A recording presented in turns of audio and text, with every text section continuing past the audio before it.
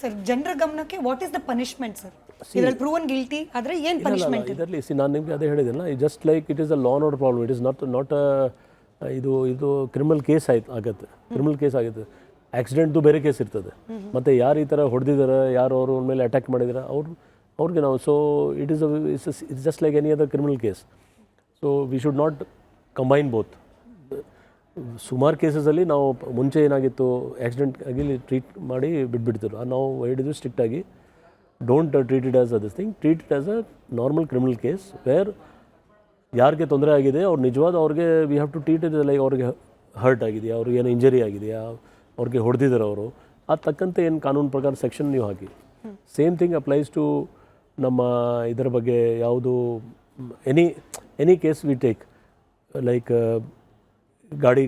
ಗಾಡಿದು ಇನ್ಶೂರೆನ್ಸ್ಗೋಸ್ಕರ ಈ ನಮ್ಮ ಆಸ್ಟ್ರಮ್ ಆ್ಯಪ್ ನಾವು ಹೇಳಿದ್ವಿ, ಅದರಲ್ಲಿ ನೀವು ಅಪ್ಲೋಡ್ ಮಾಡಿ. But other part if you have been assaulted or ಏನಾದರೂ ಕೆಟ್ಟ ಮಾತಾಡಿದಾರೆ ಅಥವಾ ಏನಾದರೂ ತಕ್ಷಣ 112 ಫೋನ್ ಮಾಡಿದರೆ we will take up a separate case. ನಾವು ಹಾಗೆ ಬಿಡ್ತಾ ಇಲ್ಲ. ಮುಂಚೆ ಏನಾಗಿತ್ತು ಅವರು ಆಯ್ತು ಸರ್ ಆಕ್ಸಿಡೆಂಟ್ ಆಗಿದೆ ಅಲ್ಲಿಗೆ ನಿಲ್ಲಿಸು, ಆ ಥರ ಇಲ್ಲ. ನಾವು ಸ್ಟ್ರಿಕ್ಟಾಗಿ ತೊಗೊಂಡಿದ್ದೀವಿ.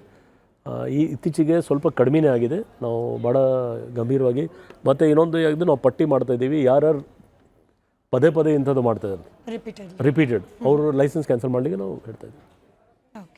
ಸೇಮ್ ಥಿಂಗ್ ಅಪ್ಲೈಸ್ ಟು ಈಗ ಕಾಲೇಜ್ ಬಗ್ಗೆ ಹೇಳಿದರು. ಬೈಕಲ್ಲಿ ಮುಂಚೆ ಏನಾಗಿತ್ತು ವಿದೌಟ್ ನಂಬರ್ ಪ್ಲೇಟ್ ಕಳ್ತನದ ವೆಹಿಕಲ್ಸ್ ಅದನ್ನು ಕೇಸ್ ತೊಗೊಳ್ತಾ ಇದ್ದೀವಿ. ಬರೀ ಗಾಡಿ ಸೀಸ್ ಮಾಡ್ತಾ ಇಲ್ಲ, ಅವ್ರ ಮೇಲೆ ಥೆಫ್ಟ್ ಕೇಸ್, ಚೀಟಿಂಗ್ ಕೇಸ್ ಎಲ್ಲ ತೊಗೊಳ್ತಾ ಇದ್ದೀವಿ.